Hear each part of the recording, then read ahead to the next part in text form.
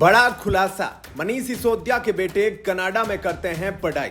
मनीष सिसोदिया ने बेटे की पढ़ाई के लिए 1.5 करोड़ का एजुकेशन लोन लिया है। सिसोदिया ने शिक्षा मंत्री रहते दिल्ली में वर्ल्ड क्लास स्कूल और कॉलेज बनाया है। सिसोदिया ने यहां तक कहा था कि विदेशों से बच्चे अब दिल्ली में पढ़ाई करने आते हैं और एक्सपर्ट हमारे काम को समझने आते हैं। दिल्ली उप मुख्यमंत्री रहे मनीष सिसोदिया की चल संपत्ति में बीते 5 वर्षों में 7 गुना की बढ़ोतरी हुई है। उनकी सालाना कमाई में भी लगभग 7 गुना की बढ़ोतरी हुई है। उनकी पत्नी के पास भी प्रॉपर्टी बढ़ गई है। यह सब जानकारी उनके चुनावी हल्फनामे से बाहर आई है। सिसोदिया आम आदमी पार्टी के जंगपुरा विधानसभा सीट से आपके उम्मीदवार हैं। आपने इस बार उनकी सीट बदल दी है। उन्होंने जंगपुरा सीट से गुरुवार 16 जनवरी 2025 को नामांकन दर्ज किया था। इसी में उन्होंने अपना हल्फनामा दिया, जिसके भीतर उनकी प्रॉपर्टी की जानकारी सामने आई है। मनीष सिसोदिया ने बताया कि उनके पास 34,43,000 रुपए की चल संपत्ति है। उन्होंने बताया कि उनके पास 4 बैंक खाते और फिक्स्ड डिपॉजिट है। मनीष सिसोदिया ने खुलासा किया है कि इनमें 34 लाख जमा है। इसके अलावा उनकी पत्नी सीमा सिसोदिया के खाते में 2 लाख रुपए जमा है। हल्फनामे में मनीष सिसोदिया ने बताया कि उनके और उनकी पत्नी के पास 40,000 रुपए नकद है। मनीष सिसोदिया के हल्फनामे से यह भी खुलासा हुआ है कि उनकी बेटी मीर सिसोदिया के विदेश में 3 खाते हैं।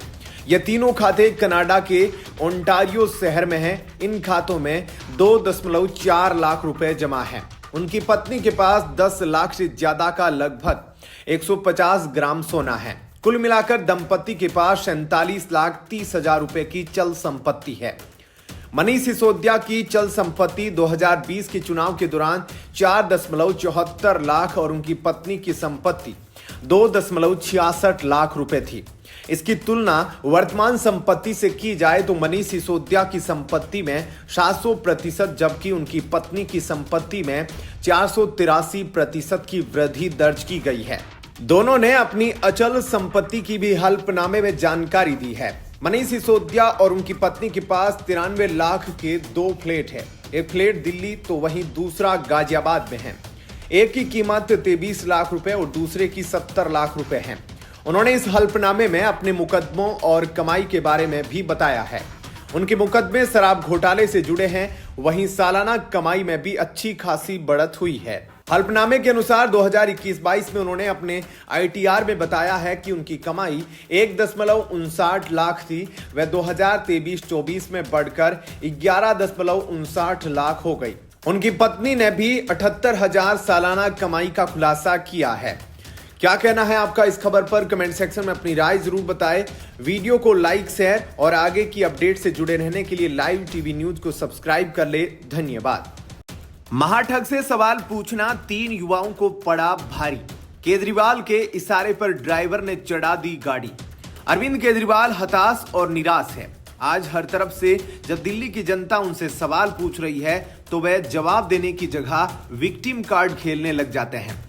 3 युवा जो बेरोजगार थे, आज जब उन्होंने रोजगार देने को लेकर केजरीवाल से सवाल पूछा तो पंजाब पुलिस ने न सिर्फ मारपीट की बल्कि ड्राइवर ने गाड़ी से कुचलकर हत्या करने का प्रयास भी किया।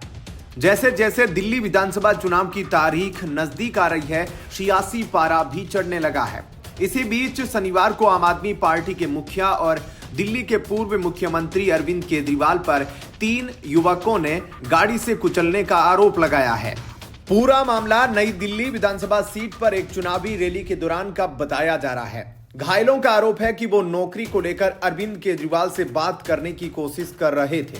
इसी दौरान आप संयोजक ने अपने ड्राइवर को उन्हें टक्कर मारने का इशारा किया। तीनों घायलों का इलाज लेडी हार्डिंग मेडिकल कॉलेज में चल रहा है। बताया जा रहा है कि शनिवार को नई दिल्ली विधानसभा क्षेत्र में अरविंद केजरीवाल चुनाव प्रचार के लिए पहुंचे थे। इसी दौरान 3 युवक विशाल, रोहित और एक अन्य नौकरी की मांग को लेकर केजरीवाल से मिलने गए। उनका दावा है कि केजरीवाल ने उन्हें टक्कर मारने का इशारा किया। घायलों में से एक विशाल ने बताया कि मैं नई दिल्ली निर्वाचन क्षेत्र का निवासी हूं। हम बस उनसे नौकरी के बारे में पूछने गए थे। अरविंद केजरीवाल ने कार के ड्राइवर को हमें टक्कर मारने का इशारा किया। एक अन्य घायल रोहित ने भी यही आरोप लगाते हुए कहा कि अरविंद केजरीवाल ने ही ड्राइवर को हमें टक्कर मारने का इशारा किया। मुझे चोट लगी है, 3 लोग घायल हुए हैं। मैं इसी नई दिल्ली निर्वाचन क्षेत्र का वोटर हूं। घायलों का इलाज लेडी होल्डिंग मेडिकल कॉलेज में चल रहा है। इस घटना को लेकर आम आदमी पार्टी और भारतीय जनता पार्टी के बीच आरोप प्रत्यारोप का दौर शुरू हो गया है। बीजेपी नेता प्रवेश वर्मा, जो नई दिल्ली विधानसभा सीट से पार्टी के उम्मीदवार भी है, उन्होंने अस्पताल पहुंचकर घायलों से मुलाकात की और आम आदमी पार्टी पर हमला किया।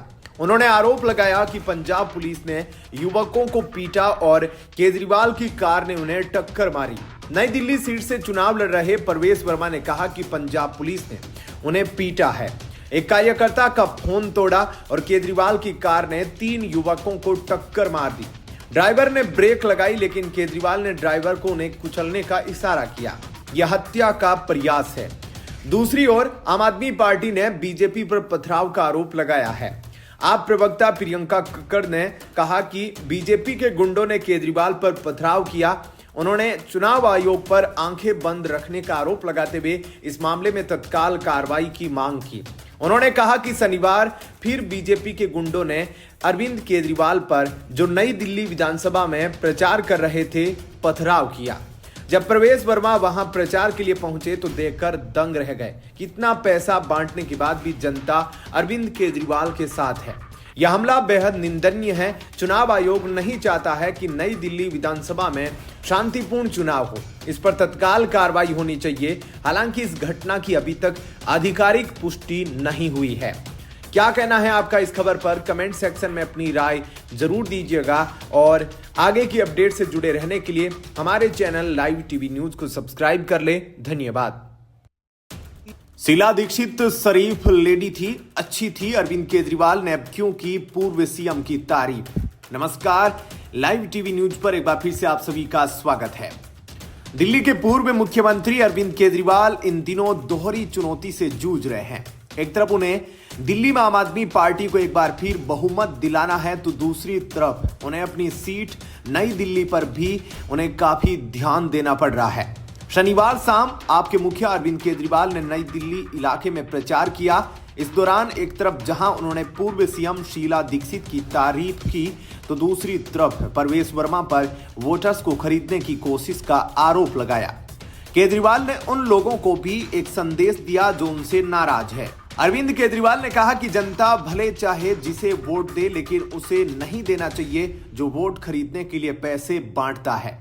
उनका इशारा भाजपा प्रत्याशी प्रवेश वर्मा की ओर था, जिन पर आपने महिलाओं को 1100 केस देने का आरोप लगाया है। केजरीवाल ने एक नुक्कड़ सभा में कहा, मेरा तो एक और कहना है, मेरे को वोट मत दो, जिसको मर्जी वोट दे देना, लेकिन उसको वोट मत देना जो 1100 में वोट खरीदने की कोशिश कर रहा है। उसको मत देना, बाकी किसी को दे देना। केजरीवाल ने कहा कि 1100 रुपए में वोट खरीदने की कोशिश हो रही है। यह सही नहीं है।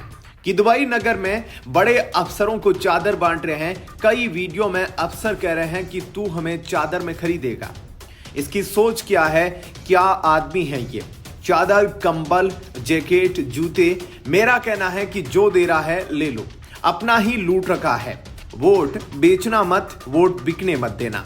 हमारा वोट बहुत कीमती है। केजरीवाल ने नाम लिए बिना कहा कि प्रवेश वर्मा 5 फरवरी के बाद दिखाई नहीं देंगे। पूर्व सीएम अरविंद केजरीवाल ने इस दौरान पूर्व मुख्यमंत्री शीला दीक्षित की भी तारीफ की, जिन्हें इसी सीट से हराकर वे सत्ता में आए थे। उन्होंने प्रवेश वर्मा की आलोचना करते हुए शीला दीक्षित की तारीफ की। केजरीवाल ने कहा, यहां शरीफ लोग रहते हैं, पढ़े लिखे लोग रहते हैं, यहां सभ्य लोग रहते हैं, शांति प्रिय लोग रहते हैं।